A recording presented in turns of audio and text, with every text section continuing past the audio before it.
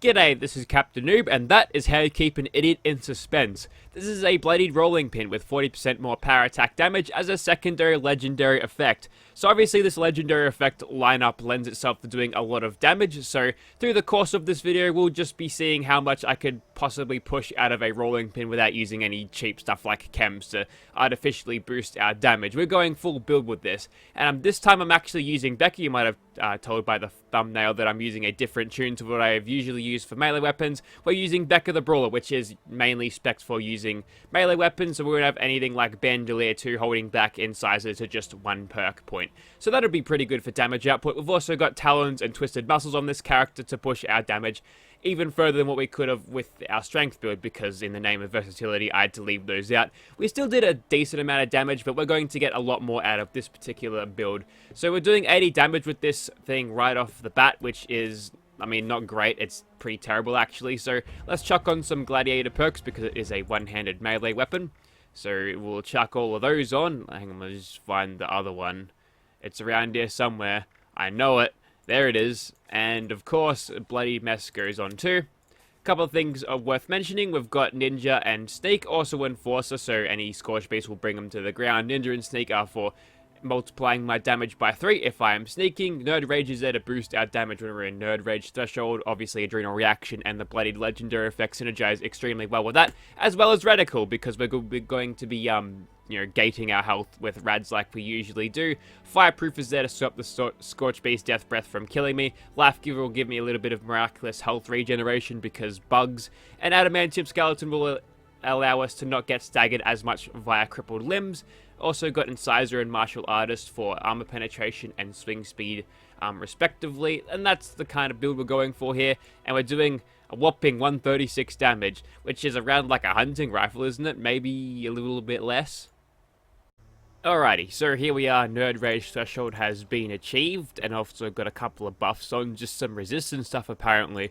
Sure, whatever, it's not boosting my damage. And now we're hitting for 659. Those are some big boy numbers right there.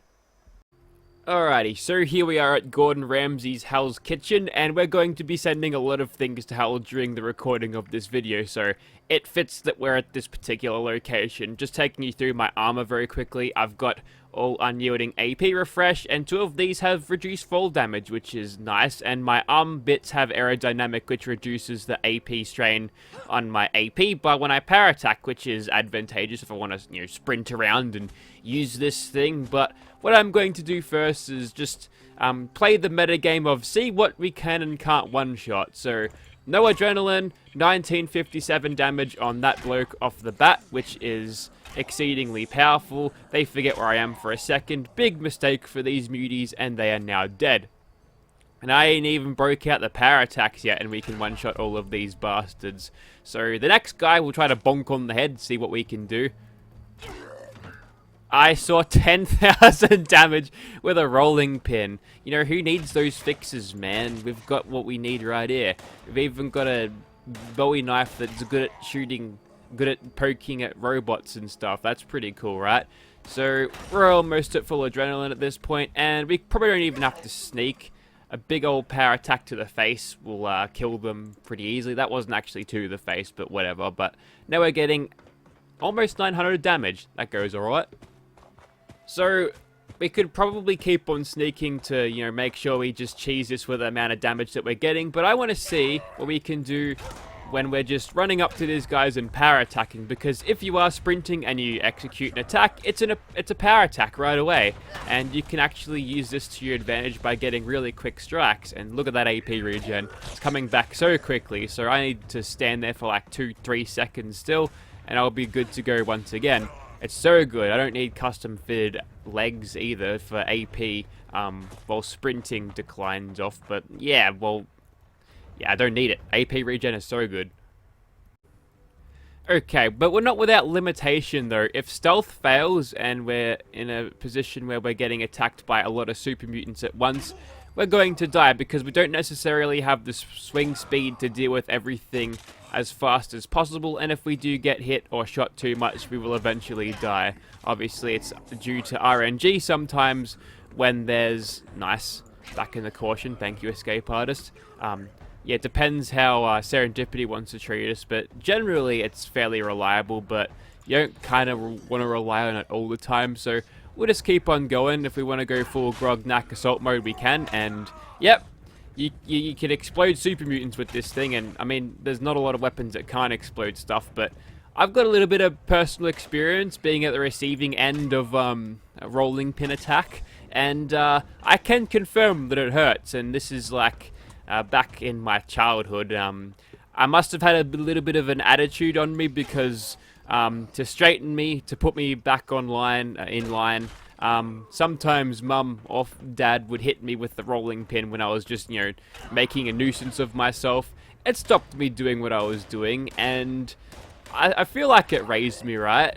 I think I might still have that punk-ass attitude that I had when I was younger. Okay, this is too much. I am going to deal with this shit. I'm going to go down here. There we go. Regain stealth. Now, there is a guy with an automatic rifle here, and he needs to go down before he kills me. And some last-ditch power attacks here. Oh, that wasn't even a power attack, and I still got him. Alright, that guy's coming up. We'll sprint in. Hey, moving target would be a great perk for this, actually. What I should probably do is drop Enforcer, and when I'm not fighting Scorch Base and chuck on moving target, right? That'd be a good choice. Unfortunately, I don't have this character completely built out yet in terms of having every single perk that I would possibly want. Honestly, I probably could get away with chucking on a couple of heavy gunner perks here and there, but this is not a heavy gunner character. I've got no ranks in Bandolier, so I have to use the very light ammo in this game. But you know, having the all of the strength weapon perks is something that I'm going to aim for. So we've got a little bit of leveling up to do, but I'm doing one particular weapon type at a time, and I've finished off Gladiator and Iron Fist weapons, or unarmed weapons, and you know what, I think we're done here. Let's just go and fight some tools, and I've got a little bit of a backup plan in terms of just healing off random damage, because although I've got Life Giver 2, which will give me some sporadic healing, having an endurance bar of 8 means that 15 extra will only be a small amount of my actual health bar, whether I was all playing as Winter or Miranda, where I've only got 2 endurance, that 15 would be proportionally a lot higher. Alright, time to fight the tools, and that's one very brave deer. Oh, doe, actually. Doe, a deer, a female deer. That's my Simpsons reference for the day. And yeah, I mean, if we can one-shot super mutants, then ghouls shouldn't be too hard to one-shot. The trick is just not getting whacked by them. We've got the swing speed to kind of deal with them okay, but not if we get swarmed by them. So I'll still be employing stealth tactics here with a little bit of guerrilla if I get detected. Like this. I'm going over here now. I'm going to flank them. I'm going to outwit the ghouls, even though they're kind of omnipotent and will flank you instead. Alright, it's time to hide behind something and get them as they round the corner. One at a time, boys. Thank you very much.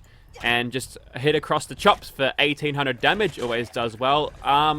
As if, mate. I hit you twice, and I'm not sure what happened there. I must have hit the door instead. A little bit of dodgy hitboxes going on. Right, back in. Normally you could get away with weapons like that if you were using unarmed weapons because you've got blocker, but I'm taking the full brunt of what these ghouls have to, you know, use on me. I haven't got any Sentinel's armor to just stand there and resist some of the damage. Ideally, actually, some Sentinel's armor would be nice for this character. If, you know, if we ever get mod support and just can craft our own legendaries and whatever the hell we want, I might consider actually adding many things, although most of the time I am sneaking anyway and I can probably live without it. But in terms of, you know, when I'm actually being detected and swarmed by idiots like these guys. Oh, we didn't one-shot that guy. Looks like I'll employ a power attack just to get rid of these guys. Across the chops for 3800 damage. That seemed to do the job. There's another one. There we go, another 3800. So we've got the damage where it counts, and if there's a ghoul left, I'm going to try to hit him across the face with the sneak attack power attack.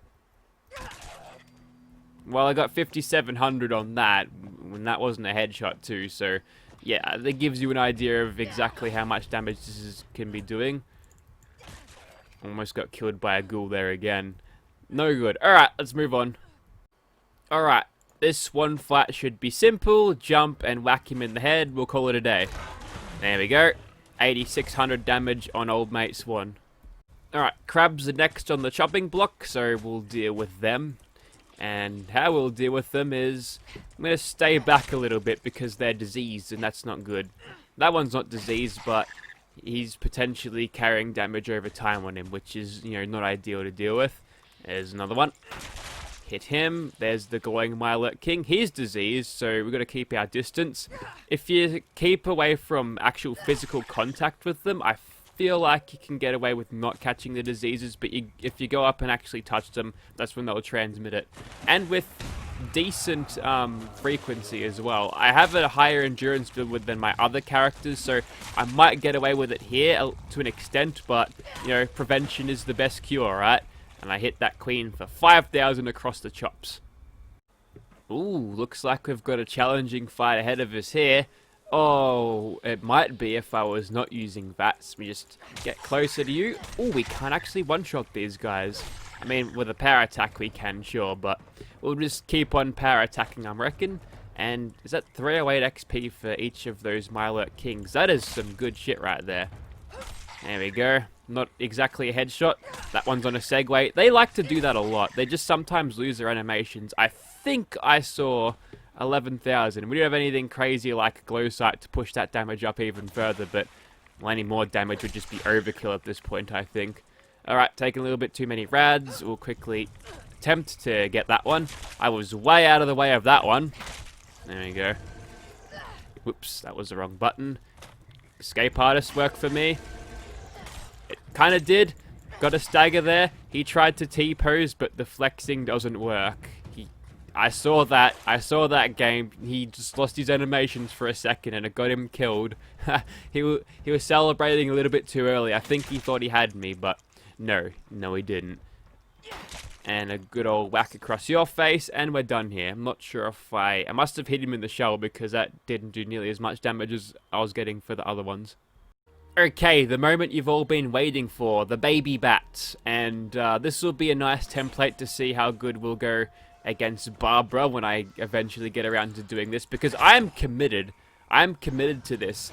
Killing Scorched Beasts with a pipe gun, meh. Killing them with a rolling pin, now that's really something. So here's my shotgun. It's a Bloodied explosive combat shotgun. Special thanks to my boy Tequila Sunrise for, you know, helping me out with getting this majestic weapon. It's so good. So I've got decent accuracy with it. I've just chucked on the true barrel and true stock just to tighten up that hipfire accuracy because I'm being screwed over with twisted muscles.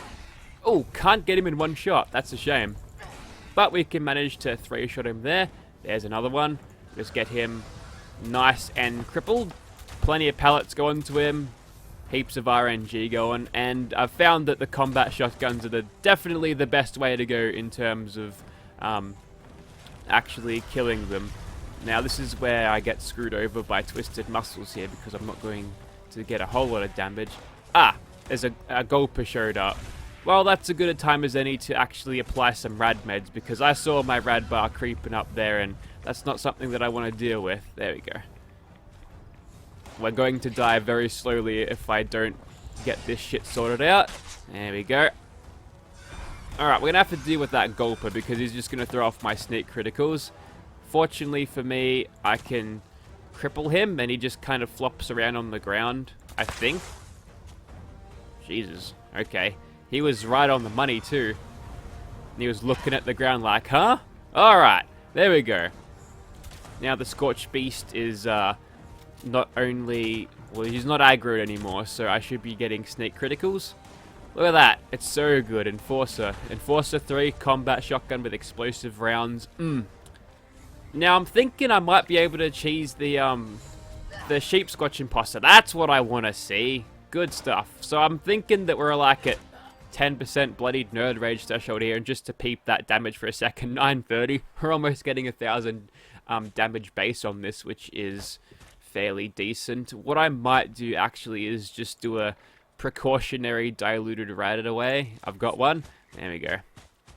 Because I know as I'm getting closer to this fissure side over here, I'm going to take a couple of rads, and if that Scorched Beast pops out of that shithole, I'm going to boop him on the head and see what we can do, eh? Please let me have this. Okay, that's unfortunate, but we've got these 3 chumps to kill, which is fun enough. So, I think you get the point of this weapon. I mean, it's not a sleeper. I mean, I'm pushing it to the absolute limits here. It's not any, like, amazing discovery. It's more of kind of like a novelty weapon, but I've made it work due to the skill and diligence of my perk card management and build. No, it's just a bit of fun, really. There's not much you can really read into it. That being said, if you want me to kill Barbara with this and probably smash my head against the desk several times trying to get it done, I'll give it a go, but there you go. I think that was Becca's first spotlight, so she'll be back for more melee stuff. And if you're not a fan of melee, suck it up. Thank you for watching, guys.